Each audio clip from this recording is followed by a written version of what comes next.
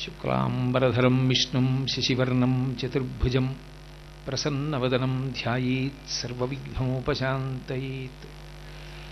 గురుర్బ్రహ్మా గురుర్విష్ణుః గురుర్దేవో మహేశ్వరः గురుః సాక్షాత్ పరబ్రహ్మ తస్మై శ్రీగురవై నమః. వ్యాసాయ విష్ణురూపాయ వ్యాసరూపాయ విష్ణవే నమో వై బ్రహ్మనిధయే వాసిష్ఠాయ నమో నమః. కూజంతం రామ రామీతి మధురం మధురాక్షరం ఆరుహ్య కవితాశాఖాం వందే వాల్మీకికోకిలం. శృతిస్మృతిపురాణానాం ఆలయం కరుణాలయం నమామి భగవత్పాదశంకరం లోకశంకరం. వాగర్ధావివ సంపృక్తౌ వాగర్ధప్రతిపత్తయే జగతః పితరౌ వందే పార్వతీపరమేశ్వరౌ. సూక్తిం సమగ్రేతున స్వయమేవ లక్ష్మీః శ్రీరంగరాజమహిషీ మధురైఃకటాక్షైః వైదగ్ధ్యవర్ణగుణగుంభనగౌరవైర్యాం కండూలకర్ణకుహరాः కవయోధయంతి. హైమోర్ధ్వపుండ్రమజహన్మకుటం సునాసం మందస్మితం మకరకుండలచారుగండం బింబాధరం బహుళదీర్ఘకృపాకటాక్షం శ్రీవేంకటేశముఖమాత్మని సన్నిధత్తాం. విమలపటీ కమలకుటీ పుస్తకరుద్రాక్షశస్తహస్తపుటీ కామాక్షీ పక్ష్మలాక్షీ కలిత విపంచీ విభాసి వైరించీ. మనోజవం మరుతతుల్యవేగం జితేంద్రియం బుద్ధిమతాం వరిష్టం వాతాత్మజం వనరయూధముఖ్యం శ్రీరామదూతం శిరసా నమామి. ఆపదామపహర్తారం దాతారం సర్వసంపదాం లోకాభిరామం శ్రీరామం భూయో భూయో నమామ్యహం. హరి ఓం. పరమేశ్వర స్వరూపమైన సభకి నమస్కారం. పరమ పవిత్రమైనటువంటి కార్తీక మాసంలో ప్రదోషవేళ, ప్రత్యేకించి శుక్లపక్షంలో ఏకాదశి తిథి నడుస్తున్న వేళ భాగ్యనగరంలో ఈ లలిత కళాతోరణ ప్రాంగణమునందు ప్రదోషవేళలో మీ అందరి ముందు కూర్చుని భగవత్ సంబంధమైనటువంటి విషయాన్ని 3 రోజుల పాటు ముచ్చడించడానికి నన్ను అనుగ్రహించినటువంటి పరమేశ్వరుని యొక్క పాదార విందములకు సాంజలి బంధకంగా నమస్కరిస్తూ, నేను ఈ లలిత కళాతోరణ ప్రాంగణమునందు ప్రవచనం చేయడం ఇదే ప్రథమం. శ్రీమాన్ కెవి రమణాచార్యుల వారి ఆహ్వానం మేరకి తప్పకుండా వస్తాను అని మాట ఇచ్చిన కారణం చేత ఇక్కడికి వచ్చి మాట నిలబెట్టుకునేటటువంటి సమర్థతని కృపచేసిన ఈశ్వరుడికి తొలి నమస్కారం. ఇక నన్ను కార్తీక మాస వైభవం గురించి ఏమైనా తెలిస్తే చెప్పు 3 రోజులు అని అడిగారు. మనకి కాలము అత్యంత బలవత్తరమైంది. సనాతన ధర్మంలో కాలమే సమస్తమైనదిగా నిలబడుతుంది. అందుకే భగవద్గీతలో గీతాచార్యుడు కాల కలయతామహం అంటాడు. నేను కాలస్వరూపంలో ఉండి లెక్కలు కట్టుకుంటూ ఉంటాను అంటాడు. ఏమిటా లెక్కలు అంటే, వ్యాస భగవానుడు దేవీ భాగవతం చేస్తూ అంటాడు, కాలోహి బలవాన్ కర్త సతతం సుఖదుఃఖయోః నరాణాం పరతంత్రాణం పుణ్యపాపానుయోగతః అంటాడు. ఇవ్వాలంటే జీవుడు ఈ శరీరంలో ఉన్నాడు, గతంలో ఇదే జీవుడు ఏ శరీరంలో ఉన్నాడో తెలియదు. ఏదో శరీరంలో ఉండి ఏదో తప్పిదం చేశాడు, ఏదో పాపం చేశాడు, పుణ్యం చేశాడు. ఆ పాపము అనుభవము చేతనే పోవాలి, పుణ్యము అనుభవము చేతనే పోవాలి. పాపము అనుభవస్వరూపంగా పోవడానికి దుఃఖము, అలాగే పుణ్యము అనుభవంగా పోవడానికి సుఖము, రెండిటిని ఇవ్వాలి. వీడు గతంలో చేసిన పాపం ఎంత, పుణ్యం ఎంత, ఎంత సుఖపెట్టచ్చు, ఎంత దుఃఖ పెట్టచ్చు, ఇది లెక్క కట్టగలిగినటువంటి వాడు లెక్క చెప్పి మీ ఎదుట నిలబడి మీకు పాపపుణ్యముల యొక్క ఫలితమును ఇవ్వడు. ఆయన వెనక నిలబడి గమ్మత్తుగా లెక్క కట్టి ఆ లెక్క యొక్క సారాంశంగా సుఖదుఖములను ఇస్తాడు. ఆ పరమేశ్వరుణ్ణి మనం పట్టుకుని నిలదీయడానికి ఆయన మన కన్నుల ఎదుట కనపడేటటువంటి వాడు కాడు, మాంసనేత్రమునకు గోచరము కాడు. కాబట్టి ఈశ్వరుణ్ణి నిలబెట్టి ప్రశ్న చేయడం సాధ్యం కాదు. ఆయన ఏ ఫలితాన్ని ఇచ్చాడో ఆ ఫలితాన్ని పరతంత్రులమై అనుభవించటం ఒక్కటే మనం చెయ్యగలిగినటువంటి పని. అది కూడా భక్తితో కూడుకున్నదే. ఒక దుఃఖం వచ్చిందనుకోండి, నాకు భగవంతుడు దుఃఖం ఇచ్చాడని బాధపడకుండా నేను ఏ జన్మలోనో ఏదో పాపం చేసి ఉంటాను, దానికి ఇప్పుడు దుఃఖం ఇచ్చాడు ఈశ్వర, ఇప్పుడు దుఃఖం ఎంత బాధాకరమో తెలుసుకున్నాను కాబట్టి దుఃఖమునకు కారణమైన పాపము నా చేత చేయబడకుండుగాక, కాబట్టి నాకు ధర్మమునందు పూనిక కలుగుగాక అని భగవంతుడికి నమస్కరించగలిగినటువంటి ప్రజ్ఞ అంకురించడం నిజమైనటువంటి పరిణితి కలిగినటువంటి భక్తిని పొంది ఉండడం. అందుకే దుర్జటి నిన్ను సేవింపగ నాపదల్పొడమని నిత్యోత్సవం బబ్బని జనమాతృండనని సంసార మోహంబు పైగొనని జ్ఞానముగల్గని గ్రహగతుల్ కుందింపని మేలు వచ్చిన రాణి అవి నాకు భూషణములే శ్రీకాళహస్తీశ్వర అంటాడు.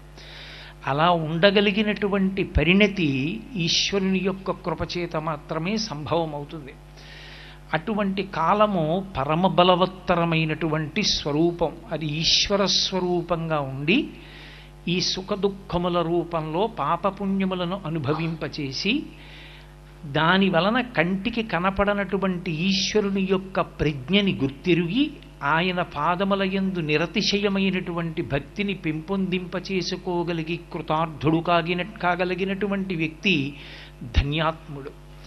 అందుచేతనే మనకి కాలాన్ని విభాగం చేశారు ఋషులు. అది ఋషుల యొక్క దార్శనికత. అందుకే పుట్టుకతోనే ఋషికి రుణపడిపోయాం మనం. ఋషి రుణం తీరాలి అంటే ఋషిప్రోక్తమైనటువంటి వాంగ్మయాన్ని చదువుకోవాలి.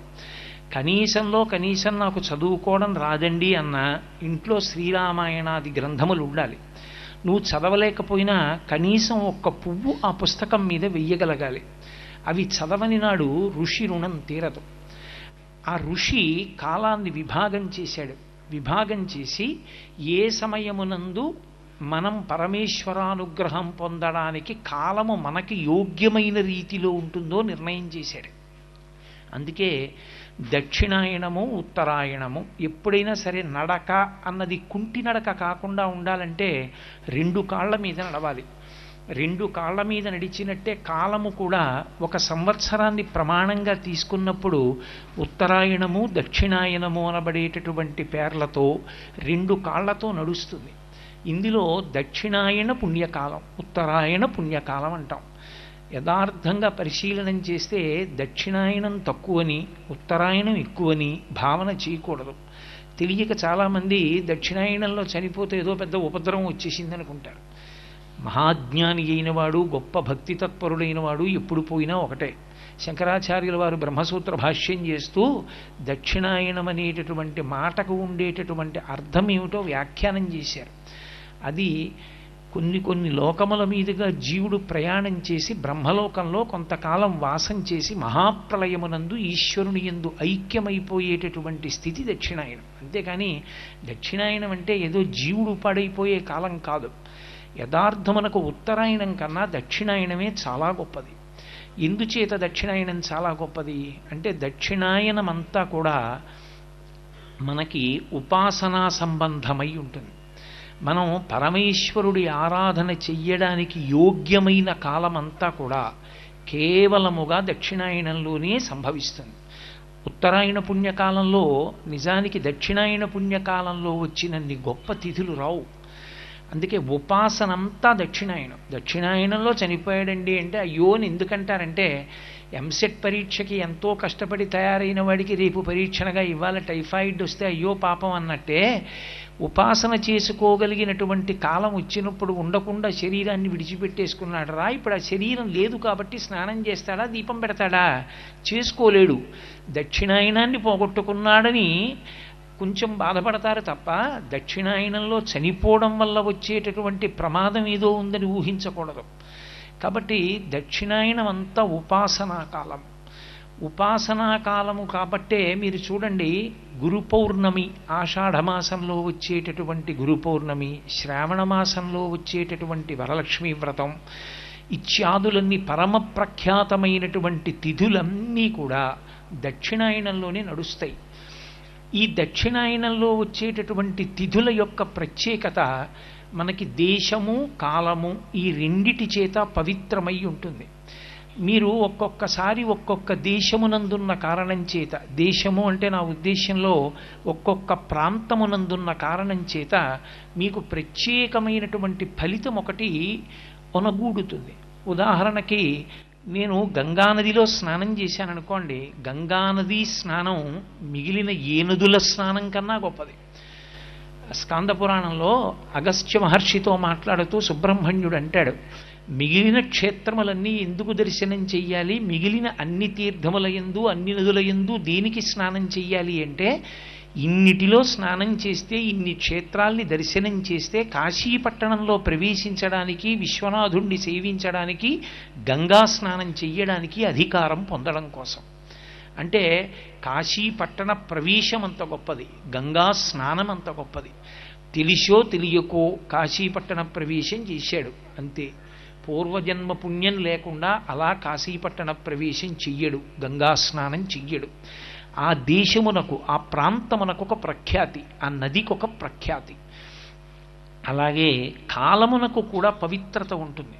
ఒక్కొక్క కాలమునందు మీరు చేసినటువంటి పని మీకు విశేషమైనటువంటి ఆనుకూల్యతని సిద్ధింపచేస్తుంది.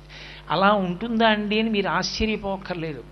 ఎంసెట్కి తయారయ్యేటటువంటి విద్యార్థి ఓ స్టాప్ వాచ్ అక్కడ పెట్టుకుని ఒక 150 చిన్ని చిన్ని ప్రశ్నల్ని తాను ఎంతసేపట్లో ఎన్ని బాగా ఆన్సర్ చేయగలను అన్న కోణంలో తనంత తానే పరీక్షకి గురి చేసుకుంటాడు.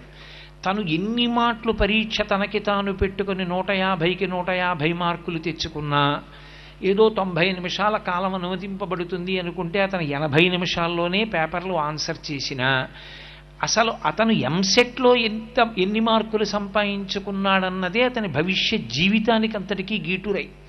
మా ఇంట్లో చాలా బాగా చేసేవాడినండి, ఆ రోజున నేను పరీక్ష రాస్తున్నప్పుడు పక్కన కళ్యాణ మంటపంలోంచి పాటలు వినపడ్డాయి, ఆ ఒక్కరోజే నేను వ్రాయలేకపోయానంటే ఒప్పుకోరు. ఆ రోజు రాసిందేదో అదే గీటురై అంతే.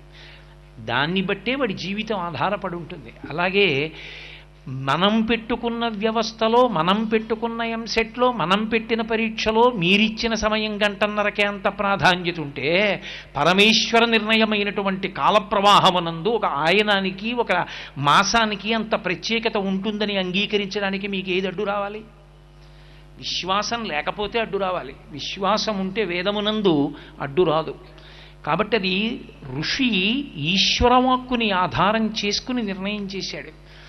దక్షిణాయనము ఉపాసన కాలము, అందున ప్రత్యేకించి కార్తీక మాసం చాలా విశేషమైనటువంటి నెలగా చెప్పబడుతుంది. కారణం, మనకి ఏదైనా చాలా గొప్ప విషయాన్ని నిర్మాణం చేస్తే పైకి కనపడేటటువంటి విషయానికి ఆధారభూతమైనది కంటికి కనపడకుండా ఒకటి ఉంటుంది. పెద్ద సౌధాన్ని నిర్మాణం చేశాననుకోండి నేను, ఆ సౌధాన్నంతటినీ మోస్తున్న పునాది భూమి లోపల ఉంటుంది, అది కనపడదు, కానీ ఆ పునాది మీదే సౌధం ఉంటుంది. ఒక మహావృక్షం ఒకటి కనపడింది అనుకోండి, అబ్బా శాఖోపశాఖలుగా ఎంత పెద్ద చెట్టు అండి అన్నాను అనుకోండి, నిజానికి ఆ చెట్టుని నిలబెడుతున్నటువంటి వేళ్ళు భూమి లోపల ఉండి దాన్ని పట్టుకుని ఉన్నాయి. అలాగే కార్తీక మాసం యొక్క వైశిష్ట్యం ఏమిటో చెప్పడానికి మనకి ఋషి దాన్ని ఆశ్వీజ మాసంలో వచ్చేటటువంటి చిట్ట చివరి తిథి దగ్గరికి వచ్చేటప్పటికే కార్తీక మాసం యొక్క వైభవాన్ని ఆవిష్కరించారు. అది ఒక ప్రక్రియ. ఒక సౌధ నిర్మాణం చేసేటప్పుడు పునాది ముందు వేసినట్టే ఒక మహత్తరమైన విషయాన్ని చెప్పేటప్పుడు ముందే దాని గురించి ప్రారంభం చేస్తారు.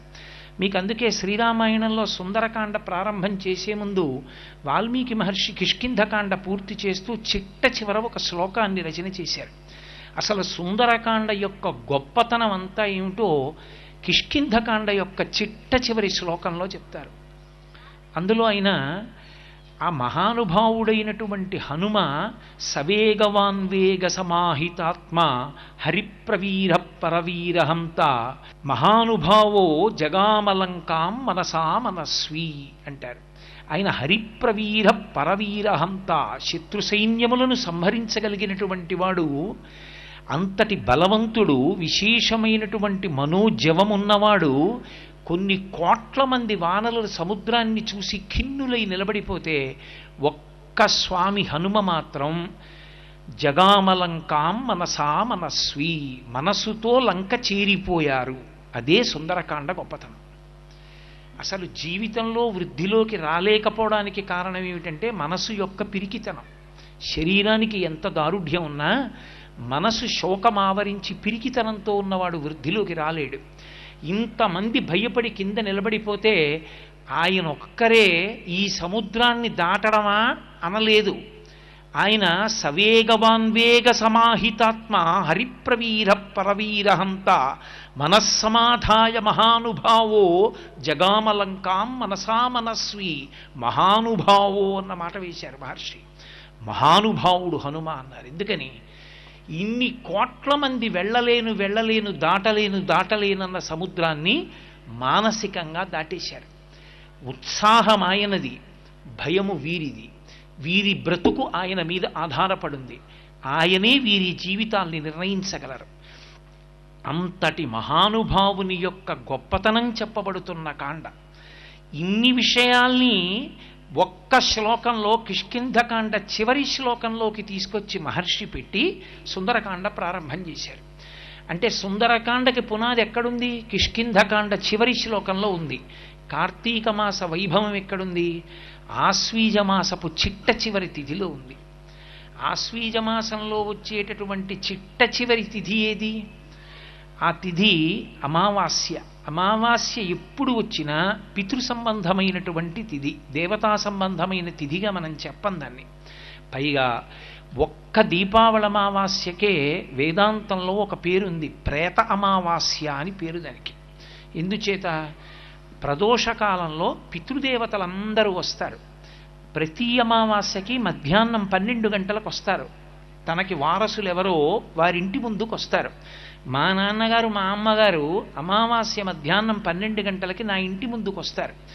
నేను తర్పణ ఇవ్వాలి, నేను స్వయంపాకం ఇవ్వాలి. నేను ఆ రోజున ఏమీ చెయ్యలేకపోతే ఎక్కడున్నానో అక్కడే 12 గంటలకి చెప్పులు విప్పి 2 చేతులు ఇలా 3 మాటలు ఊపమని చెప్పింది. నాన్నగారు, నేను ఇవాళ మీకేం చెయ్యట్లేదు, నన్ను మన్నించండి అని చెప్పాలి. అమావాస్య మధ్యాహ్నం 12 గంటలకి ప్రధానమైతే ఆశ్వీజమాసంలో వచ్చేటటువంటి అమావాస్యని ప్రేత అమావాస్య అన్నారు. కారణం, పితృదేవతలందరూ వస్తారు ప్రదోష వేళలో. వచ్చి వాళ్ళు ఆకాశ మార్గంలో నిలబడతారు.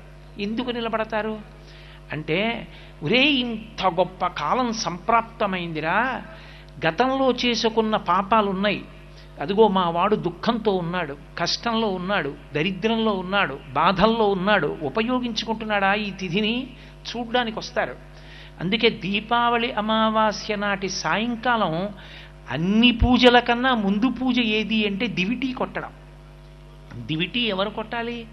ఆడపిల్లలు కొట్టరు దివిటీ. అందుకే ఇంటికి పెద్దవాళ్ళు, మగపిల్లలు ఎవరున్నారో వాళ్ళు గోగుకర్ర మీద జ్యోతులు వేసి, ఒత్తులు వేసి వెలిగించి దక్షిణ దిక్కుగా వాటిని ఎత్తి చూపించాలి.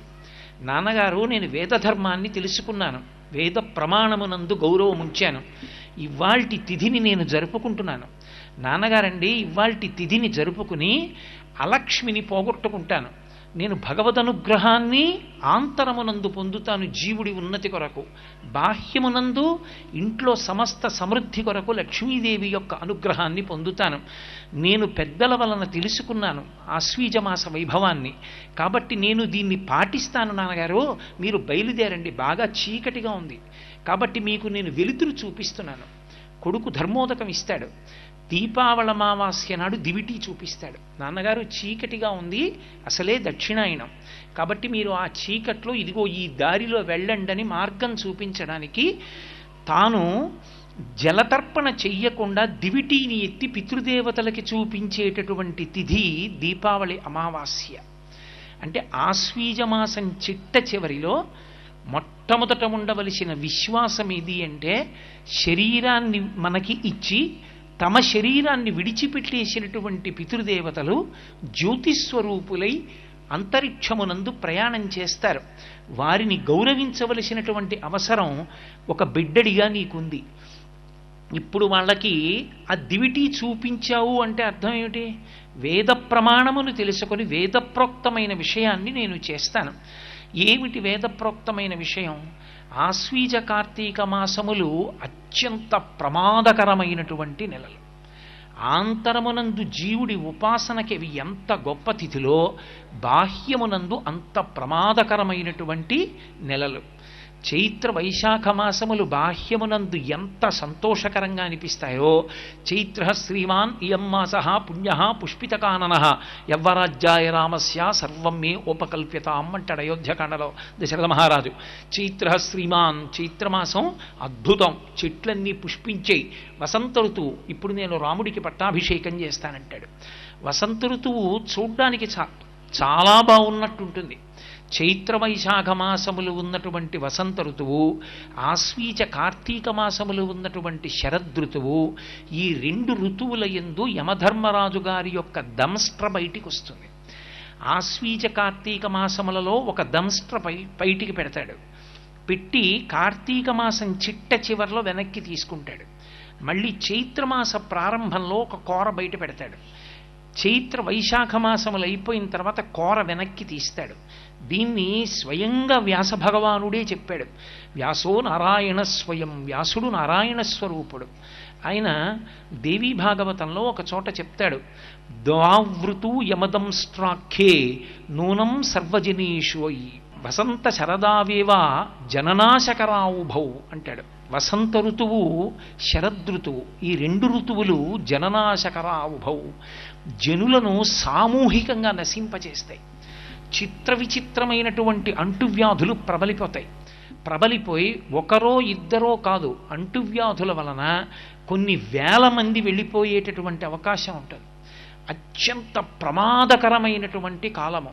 సూర్యుడు భూమండలానికి దూరంగా వెడతాడు.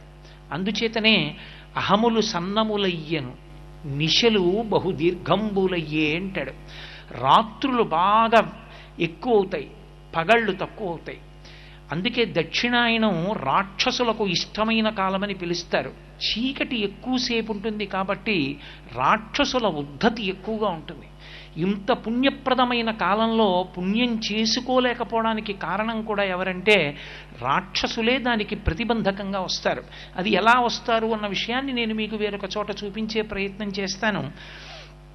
ఈ 2 ఋతువులలో వసంత ఋతువులో సూర్యప్రకాశం ఉన్నప్పటికీ యమదంష్ట్ర ప్రభావం, ప్రత్యేకించి శరదృతువులో ఆశ్వీజ కార్తీక మాసాల్లో ప్రమాదముల సంఖ్య చాలా విపరీతంగా ఉంటుంది. ప్రమాదములు అలాగే ఉంటాయి. దానికి తోడు బయట చలి కూడా అలా ఉంటుంది, మంచు పడుతూ ఉంటుంది. అన్నిటినీ మించి శరీరంలో రక్తం ప్రవహించేటటువంటి నాళములన్నీ సంకోచించి ఉంటాయి. నేను ఒకానొకప్పుడు దేవీ భాగవతంలో ఈ శ్లోకం చదివి కార్తీక మాసం, ఆశ్వీజ మాసం, ఉపాసనా సంబంధమైన విషయాలు చదివి నాకు చాలా ఆశ్చర్యం వేసింది. ఇలా ఎందుకు చెప్పాడు వ్యాస భగవానుడని నాకు మిత్రుడైన ఒక డాక్టర్ గారిని అడిగారు. ఈ 2 నెలల్లో మనుష్య జీవితానికి, ప్రాణానికి ప్రమాదం తెచ్చిపెట్టే రీతిలో వాతావరణము ప్రాతికూల్యత వహిస్తుందా, అలా ఏమైనా ఉందా అని అడిగాను. ఆయన అన్నారు, నిజమే గురువుగారు, అలా ఉంది అన్నారు. ఎందుచేత అన్నాను. ఆయన నాతో ఒక ఆశ్చర్యకరమైన మాట చెప్పారు. రక్తనాళాల్లో కొవ్వు ఎప్పుడు తిరుగుతూ ఉంటుందండి, అది చాలా చిన్న చిన్న పూసల్లా తిరుగుతూ ఉంటుంది. ఈ ఆశ్వీజ మాసం, కార్తీక మాసంలో బయట ఉండేటటువంటి చలిరీత్యా రక్తనాళాలు సంకోచిస్తాయి. సంకోచించినప్పుడు ఆ కొవ్వు వెళ్ళడానికి వీల్లేక హృదయ కవాటం దగ్గర, మెదడులోనూ ప్రధానమైనటువంటి అవయవముల దగ్గర అది పోగుపడి మెల్లిగా పెద్దదై ఓ గింజంతై రక్తం లోపలికి వెళ్లకుండా చేసి దాని వలన అత్యంత ప్రమాదకరమైనటువంటి వ్యాధులు పొటమరించేటట్టుగా చేస్తుంది. అందుకే మీరు గమనించండి, మెడికల్ సైన్సెస్లో హార్ట్ స్ట్రోక్స్, పెరాలిటిక్ స్ట్రోక్స్ చాలా ఎక్కువగా వచ్చేటటువంటి కాలంగా ఆశ్వీజ కార్తీక మాసాలని చెప్తారు. కారణం అదేనండి అన్నారు. నేను చాలా తెల్లబోయా, ఋషులు ఎంత దార్శనికులురా, ఎంత గొప్ప మాట చెప్పారు అని.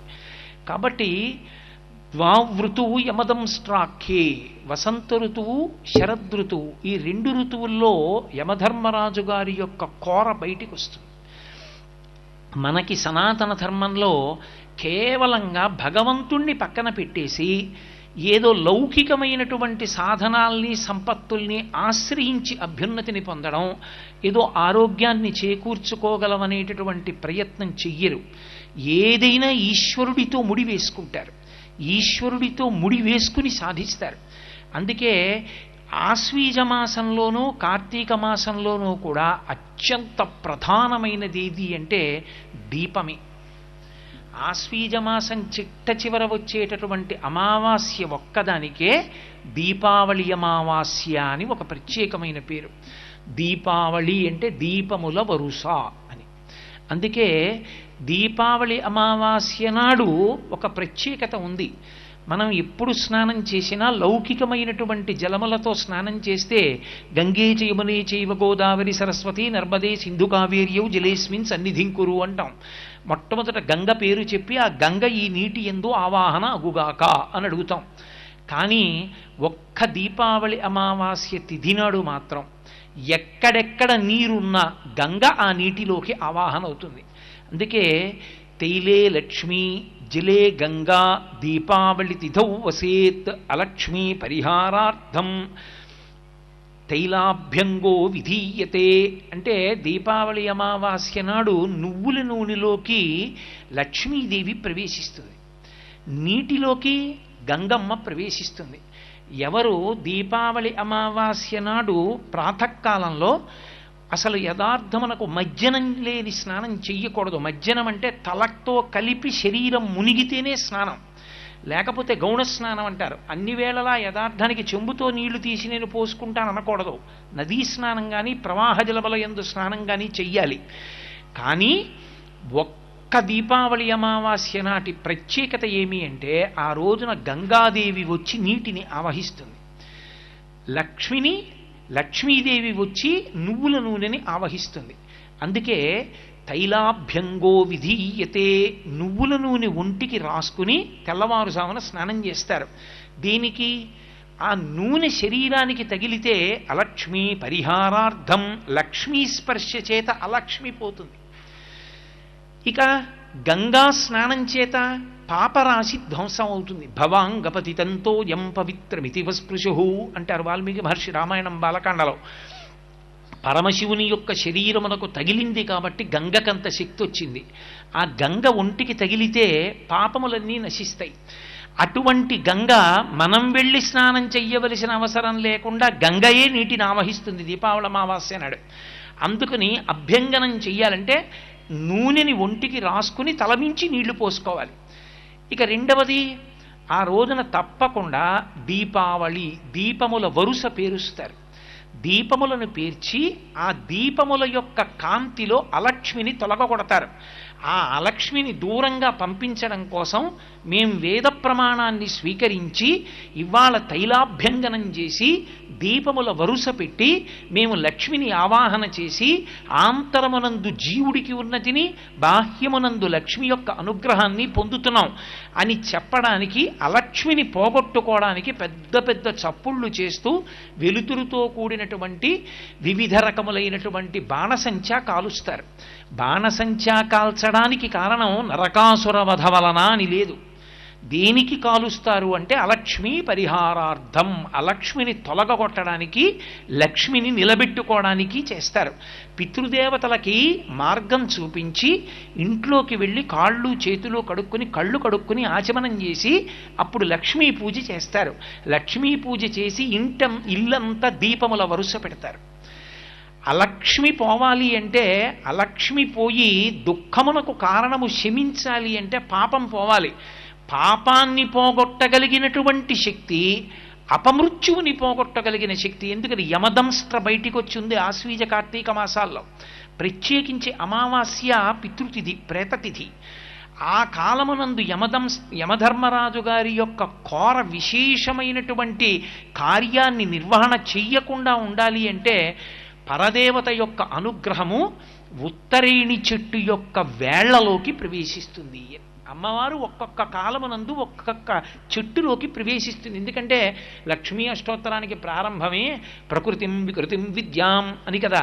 ఆవిడ పేరే ప్రకృతి, ప్రకృతి స్వరూపిణి ఆవిడ. ఆమె మనకి ఉపద్రవం ప్రకృతిలోంచి వస్తుంది, మనకి రక్షణ ప్రకృతిలోంచే వస్తుంది. అందుకే ఆవిడ వసంత ఋతువు ప్రారంభంలో వేప పువ్వు రూపంలో ఉండి రక్షిస్తుంది. అందుకని నింబసుమం అని ఆ వేప పువ్వుతో కూడిన ప్రసాదాన్ని పుచ్చుకుంటారు. శారదా నవరాత్రుల దగ్గరికి వచ్చేటప్పటికి అమ్మవారి ఉపాసన చేసి దీపావళి అమావాస్య నాడు ఉదయం అపమృత్యు భయం లేకుండా ఉండడానికి, ప్రమాదములు జరిగి శరీరం పడిపోకుండా ఉండడం కోసమని మట్టి పెళ్లలతో కూడుకున్నటువంటి ఉత్తరేణి చెట్టు తీసుకొస్తారు. తీసుకొచ్చి ఇంట్లో పెట్టి స్నానం చేసేటప్పుడు సంకల్పం చెప్పి తలమించి నీళ్లు పోసుకుని తైలాభ్యంగనం చేసుకుని నీళ్లు పోసుకుని ఆ ఉత్తరేణి చెట్టు చేత్తో పట్టుకుంటారు. ఆ మట్టి మీద పడేటట్టుగా తిప్పుకోవాలి. తిప్పుకుంటూ చెప్తారు, ఒక శ్లోకాన్ని మంత్రరూపంలో చెప్తారు. మంత్రరూపంలో చెప్తే కొంతమందికి అధికారం వస్తుంది, శ్లోక రూపంలో చెప్తే అందరూ దాన్ని అనుసంధానం చేసుకోవచ్చు. అందుకని ఒక శ్లోక రూపంలో మహర్షులు మనకు అందించారు దాన్ని. శీతలోష్ఠ సమాయుక్త సకంటక దళాన్విత హరపాపమపామార్గ భ్రామ్యమాణ పునఃపునః అంటారు. పునఃపునః అంటే మళ్ళీ మళ్ళీ తిప్పుకుంటున్నాను. అపామార్గ అంటే ఉత్తరేణి చెట్టు, శీతలోష్ఠ సమాయుక్త నువ్వు మట్టి పెళ్లలతో కూడుకున్న దానివై ఉన్నావు. నిన్ను నేను నా చుట్టూ తిప్పుకుంటున్నాను. ఎందుకో తెలుసా? పరదేవతానుగ్రహము నీయందు ప్రవేశించి యమదంష్ట్ర తగలకుండా దూరంగా తొలగతొయ్యగలదు. అందుకని నా ఒంటికి రక్ష పెట్టుకుంటున్నాను అమ్మవారి రూపంలో. అందుకని నా చుట్టూ నేను తిప్పుకుంటున్నాను. భ్రామ్యమాణ పునఃపునః. దేని కొరకు? ఏ చిన్న పాపమో అడ్డుపెట్టి నన్ను ప్రమాదంలో పడగొట్టకుండా పాపమును తీసి అపమృత్యువు నుంచి గట్టెక్కించడానికి నిన్ను తిప్పుకుంటున్నాను. అందుకని హరపాపమపామార్గ, ఓ ఉత్తరేణి చెట్టు నా పాపములను క్షమింపచేయి, నాకు అపమృత్యువు రాకుండా కాపాడు అని ఆ మట్టి పెళ్లలతో ఉన్న ఉత్తరేణి చెట్టు చుట్టూ తిప్పుకుని పక్కన పడేస్తారు. పడేసి స్నానం చేసి ఆ ఉత్తరేణి చెట్టు తీసుకెళ్ళి వీధిలో ఎక్కడో పడేస్తారు.